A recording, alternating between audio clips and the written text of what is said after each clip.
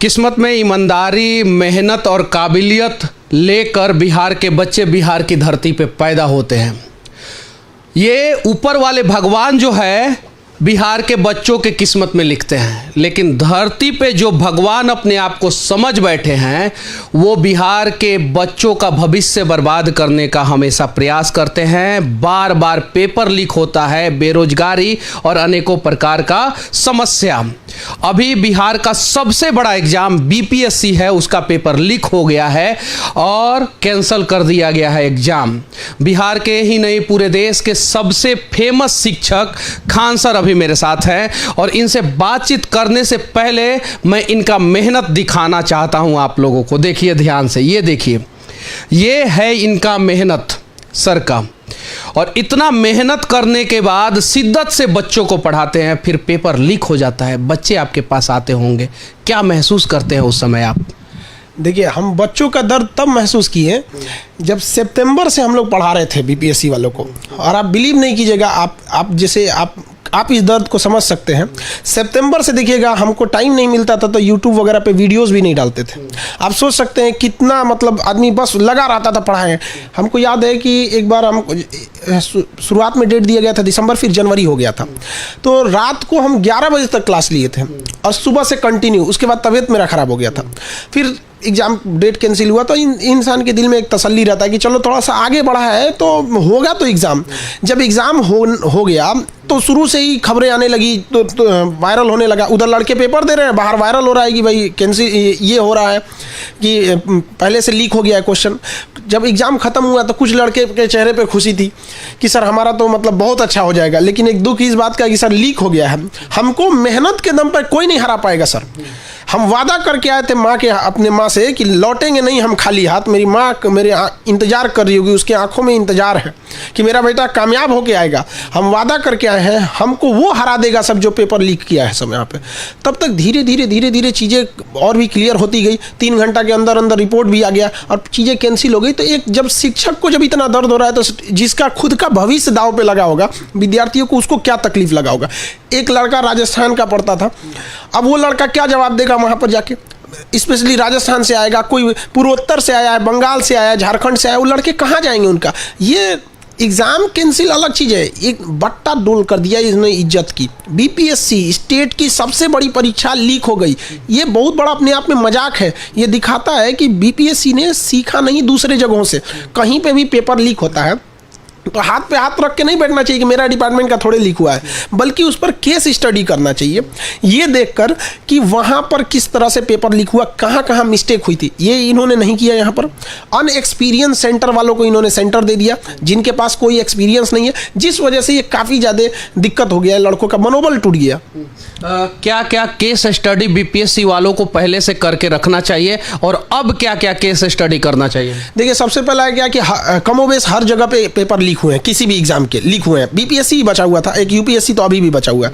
तो जैसे रेलवे हो गया, बिहार पुलिस का हुआ था, बिहार दरोगा का हुआ था, सचिवालय में हुआ था, तो कई जहाँ जहाँ लीक हुए थे तो उसका केस स्टडी उसको करना चाहिए कि आखिर कहाँ से ये लीक हो रहा है या पहले मैनेज कैसे सेंटर हो रहा है। तो उस जगहों को बीपीएससी को अपना उस सारी चीज़ों का प्रिकॉशन लेना चाहिए। दूसरा, बीपीएससी को अपने सेंटर्स को 3 कैटेगरी में डिवाइड करना चाहिए। एक जो लेवल 1 के सेंटर है, जिनके पास हाईली एक्सपीरियंस है, जो जिला मुख्यालय के करीब है, क्योंकि जिला मुख्यालय के पास जो भी चीज़ रहती है ना, थोड़ी सी दिमाग में डर रहती है कि कभी भी मजिस्ट्रेट आ सकते हैं। तो सेंटर ए में कोई दिक्कत नहीं था। सेंटर कैटेगरी 2 में वैसे सेंटर्स को रखना चाहिए था जिनके पास एक्सपीरियंस की कमी है, एक आध एग्जाम कराए हैं और थोड़ा सा मतलब जिला मुख्यालय से हल्का दूर पे है। और एक कैटेगरी सी रखनी चाहिए जिनके पास अभी एक्सपीरियंस ही नहीं, एक भी बार उन्होंने बीपीएससी का नहीं लगाया, क्योंकि 6 लाख लड़कों ने एग्जाम दिया था तो बीपीएससी को सेंटर की कमी थी। तो कैटेगरी 3 में वैसे सेंटर्स को रखते जिनके पास एक्सपीरियंस नहीं है, जो रिमोट एरिया में है, तो वहाँ बीपीएससी को एक्स्ट्रा फोर्स पहले से भेजना चाहिए। स्पेशल बीपीएससी को एक ऑफिसर डिप्यूट करके भेजना चाहिए जिनका काम ही यह हो, वो सेंटर मैनेज ना करे बल्कि वो टीचर्स के ऊपर मैनेज करे, उनके ऊपर कि भाई आपके एज ए मजिस्ट्रेट के पावर लेके वहाँ बैठे रहे, तब जाके ऐसा होना चाहिए।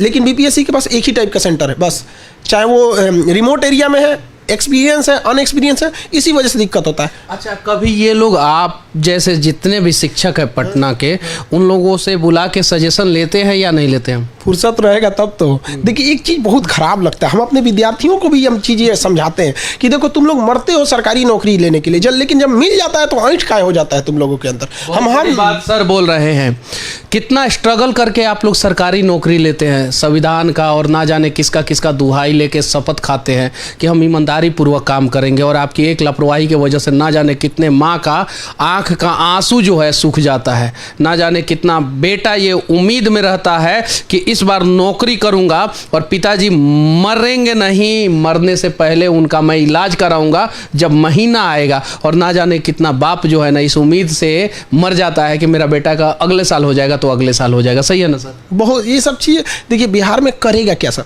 खेती है नहीं तो नौकरी है। लोग कहते हैं कि हाँ सरकारी नौकरी के पीछे क्यों भागते हो, तो जो ये बात बोलते हैं एक बार आके रहिए गांव के उस जगह पे जाके देखिए जहां आज भी लालटेन जला के लोग पढ़ते हैं, आज के डेट में भी लोग पढ़ते हैं, खटिया पे बैठ के पढ़ते हैं, लालटेन उलट जाता है तो किताब जल जाता है उन लोग का। ये स्थिति वो क्या कर पाएगा? यहाँ पर लापरवाही नहीं करना चाहिए किसी भी डिपार्टमेंट को। देखिए एक और चीज़ सर, इन सब चीज़ों पे तो आप अक्सर बातों को रखते हैं, ये बताइए बिहार में इंफ्रास्ट्रक्चर का विकास, रोजगार कैसे आएगा और बाहर की कंपनियां कैसे आएगी, ताकि जो है बिहार के बच्चे सिर्फ और सिर्फ बीपीएससी और सरकारी एग्जाम पे डिपेंडेंट ना हो, प्राइवेट जॉब भी उनको अच्छा खासा मिल जाए। देखिए इसके लिए है जो नीति निर्देशक हैं जो यहाँ पे नीतियाँ बना रहे हैं, उनको एसी में से बाहर निकलना पड़ेगा, उनको पहली कैटेगराइज करनी पड़ेगी फैक्ट्रीज को, कंपनियों को, हायर लेवल। बाहर निकलेंगे सर 46 डिग्री टेम्परेचर है, पसीना होगा, ऐसा हो जाएगा हाल, तो क्यों वो बाहर निकले? तो फिर ऐसे ही बर्बादी होते रहेगा। वहाँ पे हम अपने स्टूडेंट्स को भी बताते हैं, हमको इस बात की खुशी होती है कि स्टूडेंट कहीं जाते हैं तो एक मेरे बैच का लड़का था, डीएसपी में हुआ, ट्रेनिंग कंप्लीट हुई, आया यहाँ पे सिविल ड्रेस में था और हम बैच में पढ़ा रहे थे। वो लड़का ना ऑफिस में गया ना कुछ किया, नेक्स्ट बैच के लड़के जो लाइन में लगे थे उसी मैच में खड़ा था वो, और मेरा क्लास 5वें फ्लोर पे है तो धूप ज़्यादा आ जाता है। उसके बाद वो आया तो कुछ लड़कों ने उसको जो पुराने बैच का था तो कुछ लड़के जाने कि तुम्हारा अभी तक आई कार्ड एक्सपायर हो गया है, तुम क्या कर रहे हो। बाद में जब क्लास में आया तो हमको इस बात की खुशी हुई कि चलो भाई डीएसपी बन गया है लेकिन अभी भी ज़मीन से जुड़ा हुआ इंसान है, खुशी इस बात का हुआ। तो अगर इस तरह का कर्मठ लोग रहेगा तो निकलेगा एसी में से। 46 डिग्री टेम्परेचर को जब फेस करेगा, सोना अगर गर्मी से डरने लगे तो कभी भी तब नहीं रूप ले सकता है। तो इन लोग को अपने एसी वाले रूम से बाहर निकलना चाहिए, उन कंपनीज फैक्ट्रीज को पूछना चाहिए कि भैया आपको क्या चाहिए, लेकिन ये एसी में बैठ के डिसाइड करते हैं हाँ ये चीज़ें हो जाएंगी हो जाएंगी। अरे भैया जिसको आना है उससे पूछिए ना कि आपको किस चीज़ का प्रॉब्लम है, इंफ्रास्ट्रक्चर, सिक्योरिटी। में कुछ दिन पहले छपा था कि बिहार में 4 IT हब बनेगा, 4 शहरों को IT हब बनाया जाएगा, जबकि महाराष्ट्र में सिर्फ और सिर्फ एक IT हब पूना है, तेलंगाना और आंध्र प्रदेश में एक IT हब हैदराबाद है, कर्नाटका में एक IT हब जो है बेंगलुरु है, और बिहार में 4 को बनाता है सब एक साथ। हरियाणा का गुड़गांव। देखिए सबसे पहला चीज़ क्या है कि ये जो चीज़ें होती है ना अनएक्सपेक्टेड नहीं बोलना चाहिए, आपको एक नहीं आधा IT सेक्टर बनाना चाहिए। एक नहीं आधा, हाँ 4 नहीं आधा IT हब बनाइए और माइंड मेकअप करके हमको आधा, क्योंकि उसमें आपको सीखना पड़ेगा। हर जगह की इंफ्रास्ट्रक्चर प्रॉब्लम, हर चीज़ की प्रॉब्लम अलग अलग होती है। गुड़गांव की प्रॉब्लम अलग है, नोएडा की प्रॉब्लम अलग है, बेंगलोर की प्रॉब्लम अलग है। तो इनको खुद से सीखना चाहिए। जब सीख लीजिए तब आप कहिए। मिलेनियम सिटी गुड़गांव है, वो अब आज के चाहे तो हरियाणा, गुड़गांव से बगल में पानीपत को, सोनीपत को चाहे तो IT सिटी बना, वो कहीं नहीं रहा है। यहाँ 4 गो IT से एक बात पहले पता करना, IT वही वाला IT है या जो हम लोग समझ रहे हैं या दूसरा कोई IT है। बहुत बड़ी बात बोल रहे हैं सर। अच्छा ये बताइए बीपीएससी के बच्चों को और उनके गार्जियन को किस प्रकार से मोटिवेट करेंगे आप? देखिए क्योंकि बच्चों के साथ साथ गार्जियन भी टूटे हैं सर। बीपीएससी का परीक्षा रद्द हुआ है, बच्चों का थोड़ा सा संपर्क एक कहिए कि जो होना चाहिए वो टूटा है, संकल्प नहीं टूटा है, संकल्प अभी भी जिंदा है। सबसे बड़ा साहस होता है इंसान का, मनोबल नहीं गिरना चाहिए। एक तरह से ये कह लीजिए कि ये छोटा वही समझिए ठोकर कि शायद इससे बड़ा रैकेट आज सोशल मीडिया का ज़माना है, जो पता चल गया। क्या पता कि अगर साइलेंटली होता तो पता नहीं चलता, लोग अंधा विश्वास करता कि भाई बीपीएससी में तो कुछ हो ही नहीं सकता। तो कभी कभी कुछ आंधियाँ रास्ते साफ करने के लिए आते हैं। हो सकता है ये आंधी है विद्यार्थियों का रास्ता साफ करे ताकि आगे कोई गलत ना हो, क्योंकि अगर ये हो जाता, ये कैंसिल हुआ, ये तांडव नहीं है, मेन तांडव था कि अगर ये परीक्षा हो जाती तो ऐसे ऐसे अधिकारी जाते हैं वहाँ कुर्सी पे बैठते जो उसके लायक नहीं है, और जब कोई उस लायक नहीं होता है उस कुर्सी पे बैठता है तो केवल और केवल तांडव करता है। पहली बार नीतीश कुमार जी ने इतना क्विक एक्शन लिया है। 2005 से 2010 का जो उनका रूप था वो देखने को मिला। 3 घंटा में एग्जाम को पूरा कैंसिल किया। एकदम ये नीतीश कुमार जी का पर्सनल डिसीजन था, कैंसिल करो, फिर से एग्जाम कराएंगे। नीतीश कुमार जी के इस निर्णय से आप संतुष्ट हैं या असंतुष्ट हैं? इस निर्णय से हम 100% संतुष्ट हैं, लेकिन होता क्या है ना कि नीतीश कुमार जी को भी इस जितना कड़ा एक्शन इस पे लिए हैं उतना ही कड़ा एक्शन उनको एग्जाम से पहले भी लीजिए। उनको बस ये है कि थोड़ा सा अधिकारी लोग को भी थोड़ा सा सख्ती से निपटिए, क्योंकि हम लोग भी कई तरह के लोगों को, जैसे हम लोग के पास भी जो विद्यार्थी आते हैं वो कई कैटेगरी के होते हैं, किसी को प्यार से निपटाते हैं, किसी को एकदम सख्ती से। तो जहाँ इस टाइप का स्टूडेंट के करियर से खिलवाड़ हो रहा है वहाँ उनको भी एकदम इसी तरह से डिसीजन लेना चाहिए ताकि हर इंसान उनकी सराहना करे। ये वाकई सराहनीय काम था जिसको 24 घंटा में कहा गया था रिपोर्ट देंगे, जबकि पहली बार ऐसा हुआ कि 3 घंटा में हो गया। मैं भी सराहना कर रहा हूं नीतीश कुमार जी का इस निर्णय का और जल्द से जल्द दोषियों के ऊपर कड़ी से कड़ी कार्रवाई होना चाहिए। बिहार का इंफ्रास्ट्रक्चर डेवलप कैसे होगा सर? एक अच्छा सा प्यारा सा सजेशन जो है ना, बिहार के जो अनपढ़ नेता हैं, जो पढ़े लिखे नेता हैं तो वो तो समझ जाएंगे, जो अनपढ़ नेता हैं उनको दीजिए सर। सर इंफ्रास्ट्रक्चर की क्या बात करेंगे? कहा जाता है ना कि सब, जैसे अगर आप आने में कितना समय लग जाता है? बहुत समय लग जाता, नहीं बता सकते कितना समय लग जाता है। हम अपने आँख के सामने स्मार्ट सिटी बन रहा है, बने। देखिए गांधी सेतु का काम तो बहुत तेजी से हुआ है, उसमें नहीं गया, लेकिन सबसे बड़ा चीज़ होता है जो लीडर है, सेनापति को सेना में सबसे बहादुर रहना जरूरी है। ये बात एकदम डीटो है। लेकिन ये बात भी डीटो है सर कि नीतीश कुमार जी बहादुर है, ईमानदार हैं, ये बात डीटो है, लेकिन उनका सेना में जो है बस यही दिक्कत हो जाता है।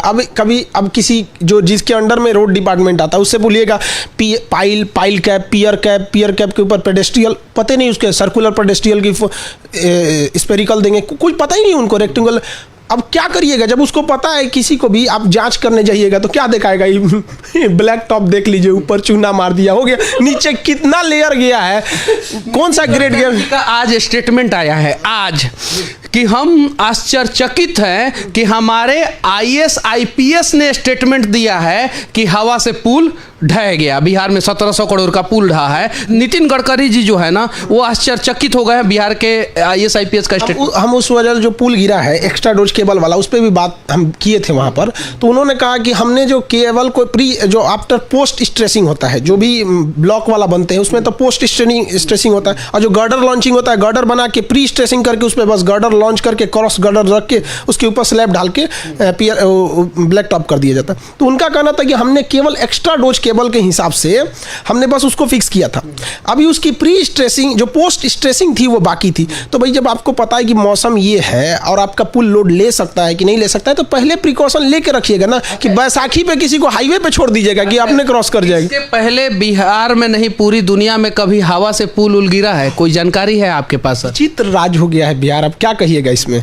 तो ये सभी चीज़ों को देखिए, बहुत हम आपको बता रहे हैं ना कि जैसे हम ही किसी, आप हो या हम हो, किसी चीज़ के इंस्पेक्शन में करने जाए, उसके इंजीनियर को, उसके कॉन्ट्रैक्टर को पता है कि ये इंसान इसके बारे में कुछ नहीं जानता है, आपको सीरियस लेगा? नहीं लेगा। बस यही होता है, जो भी सर्वे करने जाते हैं उनको पता ही नहीं, उसको पता ही नहीं है कि कितने लेयर का इसमें लेयर डालते हैं, क्या डालते, कुछ नहीं, कास्टिंग होगा, कुछ पता नहीं, मार्जिन कितना देना है, वो जो मार्किंग लाइट्स होते हैं या जो मार्कर होते हैं वो सबको कुछ पता ही नहीं, इन लोगों को कुछ भी बना के दिखा देगा। तो डर होना जरूरी है, भय बिना प्रीत कहाँ। भय बिना प्रीत कहाँ, और अगर भय हो जाएगा तो शायद से बिहार से करप्शन खत्म हो जाएगा, बच्चों का भविष्य बर्बाद नहीं होगा और बिहार का इंफ्रास्ट्रक्चर सब डेवलप हो जाएगा।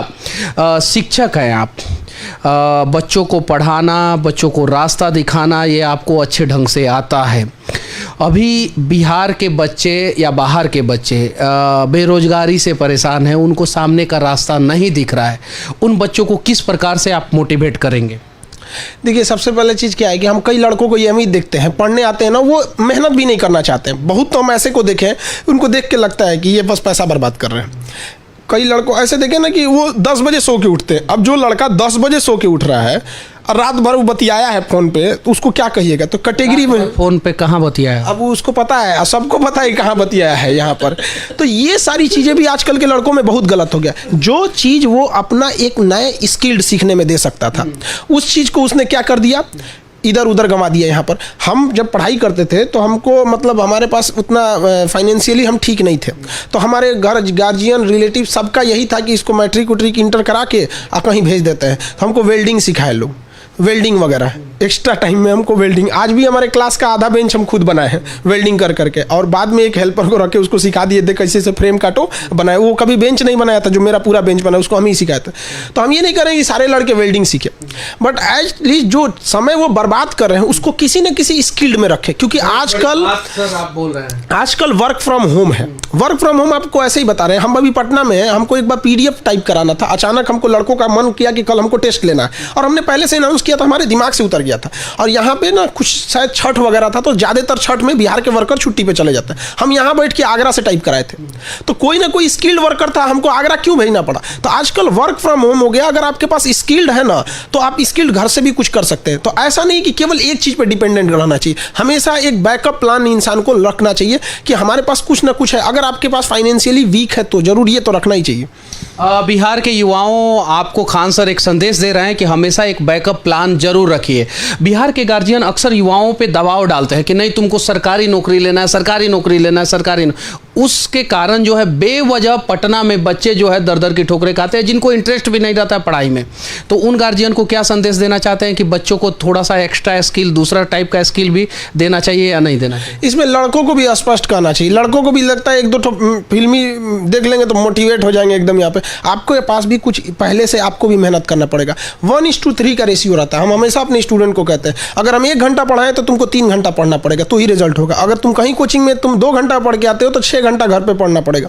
लड़का उसको पढ़ता नहीं है, बहुत कम मेहनत करते हैं सब। जो लड़के मेहनत नहीं करते उनका तो रिजल्ट कभी नहीं होने वाला। लेकिन गार्जियन से भी ये कहेंगे आप उसका मतलब देखिए कि उसका फील्ड किधर है, किधर वो इंटरेस्ट ले रहा है जाने के लिए। बहुत बार ऐसे लड़के आते हैं जिनका इंटरेस्ट नहीं रहता है। एक बार तो मेरे पास पिछला NDA का जो एग्ज़ाम हुआ, अभी रिजल्ट आया, जिस दिन इसका पेपर लीक हुआ उस दिन रिजल्ट आया।